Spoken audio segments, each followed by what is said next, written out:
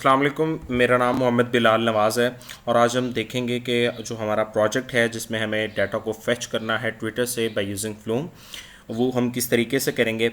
लेकिन उन सब चीज़ों को करने से पहले हमें मेक श्योर कर लेना चाहिए कि जो हमारे पास हेडूप है और जो जावा है वो इंस्टॉल्ड हैं और वो बिल्कुल रनिंग कंडीशन में है, मतलब कि उनके इन्वायरमेंट वेरिएबल सेट हैं और उनकी कॉन्फ़िगरेशन हुई हुई है।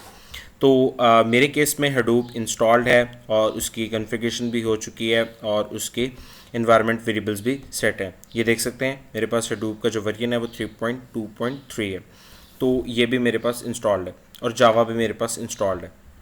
लेकिन आज जो हमें जो चीज़ इंस्टॉल करनी है वो हमें फ्लूम इंस्टॉल करना है, उसकी फाइल्स की कॉन्फ़िगरेशन करनी है और उसके बाद एनवायरमेंटल वेरिएबल्स को सेट करना है।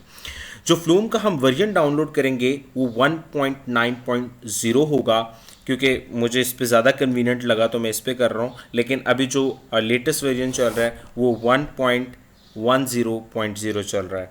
तो हम इस लिंक को सिंपली कॉपी करेंगे और अपने यहाँ पर जाएंगे गूगल पर और इसको पेस्ट करेंगे और हमारे पास ये कुछ इस तरीके की इंडेक्सिंग आ जाएगी। और यहाँ पर जो पहला वाला लिंक होगा आप इस पर क्लिक करेंगे तो आपके पास ये जो डाउनलोड होने लग जाएगा।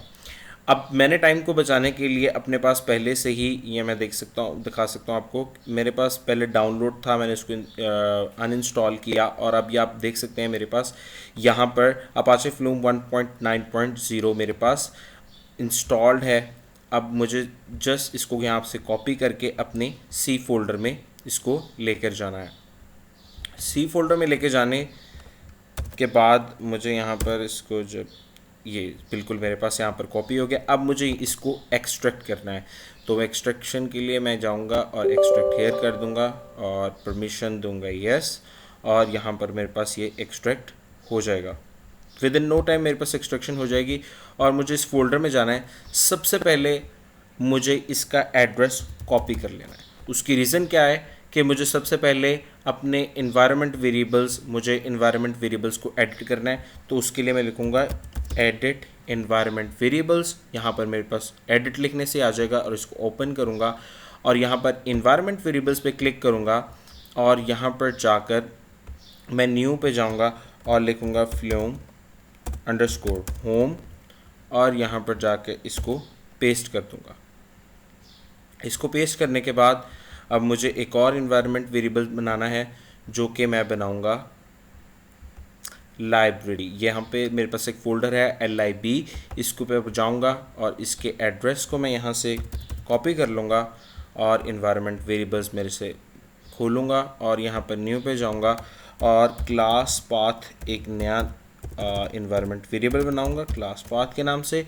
और यहाँ पर जो अभी एड्रेस कॉपी किया है, जो लाइब्रेरी वाले फ़ोल्डर का मैंने एड्रेस कॉपी किया है, उसको मैं यहाँ पर जाके पेस्ट कर दूँगा और यहाँ पर सिंपली ओके कर दूँगा। अब मैं यहाँ पर मुझे एक और काम करना है, वो ये करना है कि यहाँ पर जो ये सिस्टम वेरिएबल्स हैं इसके पाथ में जाकर मुझे ये जो दोनों एड्रेसेस हैं जो ये भी मैंने जो ऐड किए हैं, एक फ्लूम होम का और एक क्लास पाथ का, इसको भी मुझे पेस्ट करना है। सबसे पहले मैं क्लास पाथ का पेस्ट कर रहा हूँ और उसके बाद ओके कर रहा हूँ और उसके बाद मुझे इसके बिन फोल्डर में जाना है अपाचे फ्लूम के और यहाँ पर इसके बिन फोल्डर के एड्रेस को कॉपी कर देना है सिस्टम वेरिएबल्स के पाथ में। न्यू पे जाऊँगा और यहाँ पर अपाचे फ्लूम के बिन का यहाँ पर एड्रेस मैं रखवा दूँगा और इसको ओके कर दूँगा। अब मेरे पास जो इन्वायरमेंट वेरिएबल्स हैं वो सेट हो चुके हैं, लेकिन मुझे कुछ फाइल्स की कॉन्फ़िगरेशन करनी है।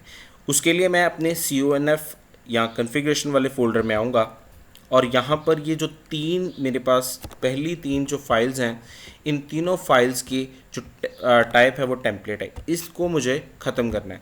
तो सिंपली मैं रीनेम करूँगा इसको और टेम्पलेट वाला जितना भी ये है इसको मुझे कट कर देना है और यहाँ पर इसको यस कर देना है।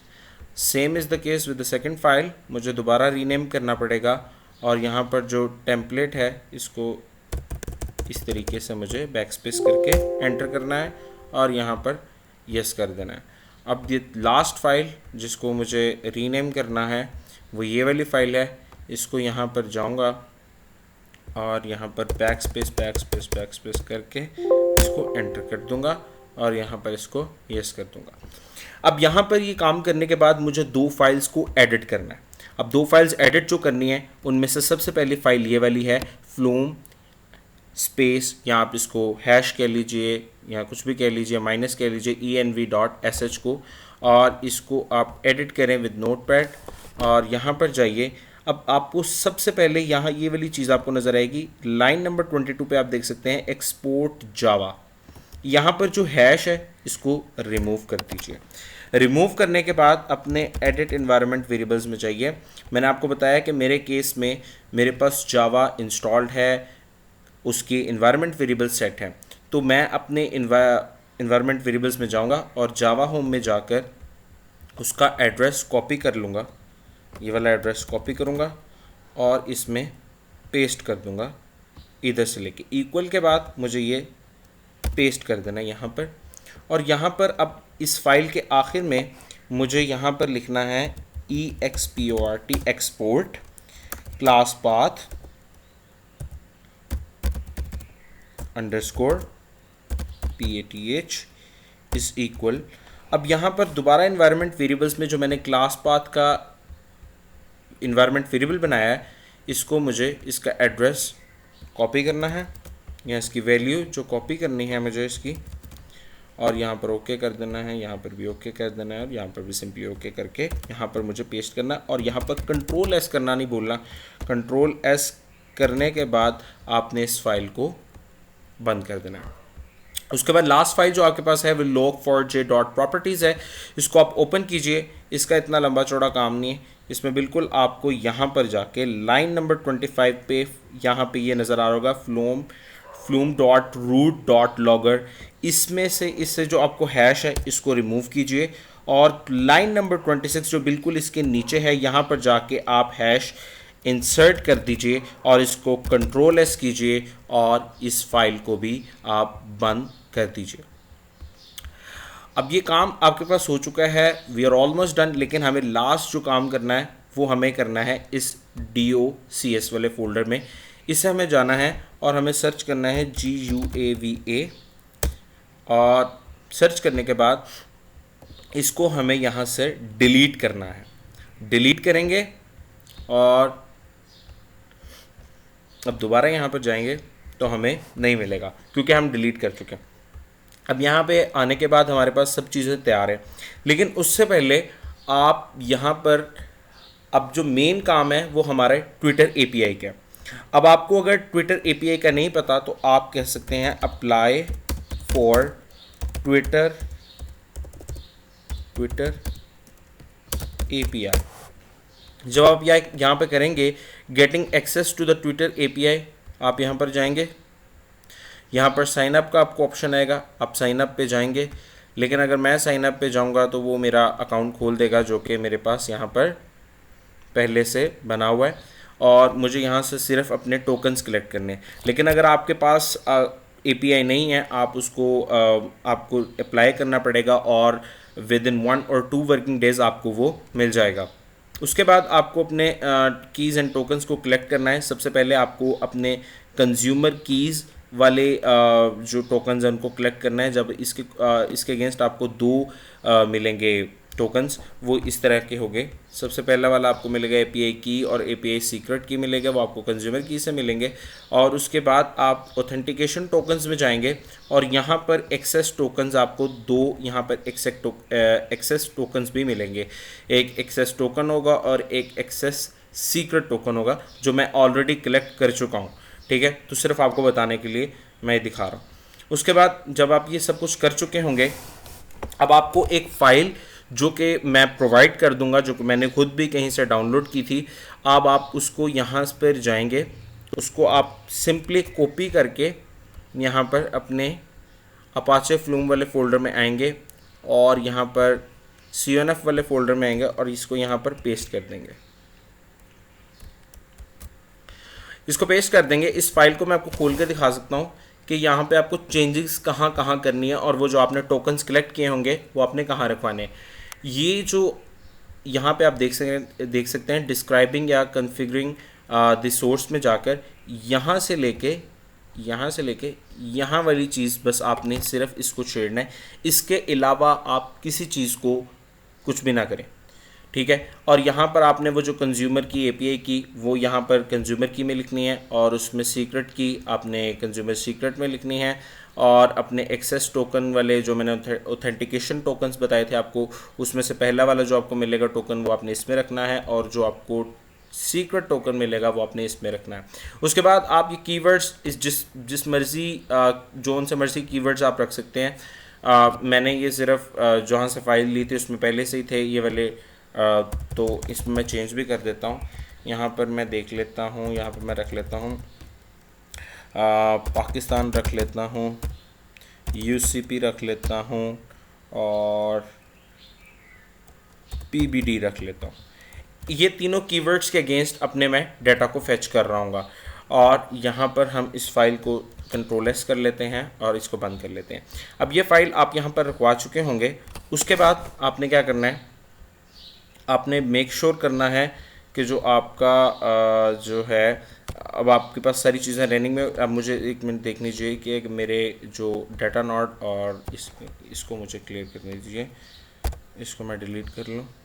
डाटा नोड और नेम नोड में जो मेरे पास ये पड़े हुए हैं फोल्डर्स, इनको मैं डिलीट करना चाहूँगा। अच्छा जी, अब ये डिलीट हो गए। अब मुझे सिंपली चेक करना है कि ये जो मेरा फ्लूम है क्या वो सही तरीके से इंस्टॉल हो चुका है और क्या वो रनिंग कंडीशन में है। तो मैं अपने CMD खोलूँगा विंडोज़ R के साथ और एंटर प्रेस करूँगा, और मुझे यहाँ पर HDFS लिखना पड़ेगा, साथ में लिखना पड़ेगा HDFS name not space format. ये करने के बाद मेरे पास ये फॉर्मेट हो जाएगा, और फॉर्मेट होने के बाद मुझे अब अपना यहाँ पर लोकल होस्ट भी खोल लेना चाहिए आपको दिखाने के लिए कि इसका फ़ायदा क्या है। लोकल होस्ट, अब यहाँ पर अभी आप देख सकते हैं, अभी मैंने अपने हडूप को रन नहीं किया, अभी उसको चलाया नहीं है, तो ये अभी मुझे कनेक्शन नहीं दे रहा, बिल्कुल कनेक्ट नहीं होगा, रिफ्यूज़ टू कनेक्ट आप पे आ रहा है, ठीक है। अब जैसे ही मैं स्टार्ट ऑल करूँगा तो आप देख सकते हैं कि मेरे पास नेम नोड भी खुल जाएगा, मेरे पास नोड मैनेजर भी खुल जाएगा, मेरे पास रिसोर्स मैनेजर भी खुल जाएगा, और मेरे पास नेम नोड भी खुल जाएगा, और ये बिल्कुल चल रहे हैं। आप मेक श्योर कीजिए यहाँ पर ये बिल्कुल रनिंग कंडीशन में हो, ये रुकेंगे नहीं। अगर ये रनिंग कंडीशन में होंगे तभी आपका ये सब कुछ ठीक चलेगा। अब मैं इसको रीलोड करता हूँ, और यहाँ पर मैं देख सकता हूँ कि जो मेरा लोकल होस्ट है वो बिल्कुल एक्टिव हो चुका है। अब आप ये देख सकते हैं बिल्कुल लोकल होस्ट एक्टिव हो चुका है, इसका मतलब मेरा हडूप रन हो रहा है। अब सबसे पहले अब हम क्या करेंगे, अब हम देख लें हमारे पास जो फ्लूम है क्या वो हमारे पास सही तरीके से डाउनलोड भी हुआ है या नहीं। तो cd dot dot again cd dot dot, अब मैं जाऊंगा cd अपाचे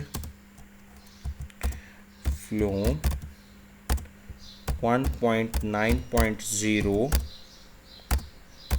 बिन, और इसको मुझे अब क्या करना है, फ्लूम ng वर्जन। अगर आपके पास इस तरीके के आपके पास कमांड्स आ रही हैं या मैसेजेस आ रहे हैं अपने प्रॉम्प्ट पे, कमांड प्रॉम्प्ट पे, तो आप समझ लीजिए कि आपके पास जो फ्लूम है वो सही तरीके से आपके पास इंस्टॉल हो चुका है और डाउनलोड हो चुका है, और आपके पास जो उसकी कॉन्फ़िगरेशन भी बिल्कुल सही तरीके से हुई है। अब जो हमारे पास मेन जो काम है, जो हमने ट्विटर से डाटा को फेच करना है, अब वो किस तरीके से होगा, वो हमारे पास ये एक कमांड है, इसको हमने सिंपली कॉपी और पेस्ट करना है, ठीक है। अब इसमें है क्या, इसमें अंदर ये मैं आपको बता देता हूँ, ये हमारे पास उस अपना लोकेशन का जो वो एड्रेस है जहाँ पर हमारा वो twitter.conf पड़ा हुआ है, मैं आपको दिखा सकता हूँ। यहाँ पर जाकर अपनी लोकल सी में जाके, और यहाँ पर ये देखिए ये वही एड्रेस है जो कि इस फाइल का है, ठीक है। तो इसी फाइल का एड्रेस हम यहाँ पर दे रहे हैं ताकि वो इस फाइल से हमें इस फाइल को रीड कर सके। और यहाँ पर मुझे सिंपली इसको एंटर करना है, और यहाँ पर एंटर करते ही आप देख सकते हैं कि मेरे पास डाटा यहाँ पर रीड होना शुरू हो जाएगा। तो जब जैसे ही डाटा रीड होना शुरू हो जाएगा, अब मुझे सिंपली यहाँ पे क्या करना है, मुझे सिंपली यहाँ पर कंट्रोल-C करना है ताकि ये रुक जाए, और ये बिल्कुल रुक जाएगा। ठीक है, इसके बाद ये हमारे पास डाटा ट्विटर से फैच हो चुका है। इसके अलावा हमारे पास जो हमने टास्क थे वो हमने कंप्लीट कर लिए हैं। अगर आपको वीडियो अच्छी लगी हो तो kindly give it a like. Thank you so much. और यहाँ पर आकर में आप देख सकते हैं कि हमारे पास लोकल होस्ट में भी चीज़ें मौजूद हो गई हैं। ठीक है, थैंक यू सो मच, और यही था आज के लिए। अल्लाह हाफ़िज़।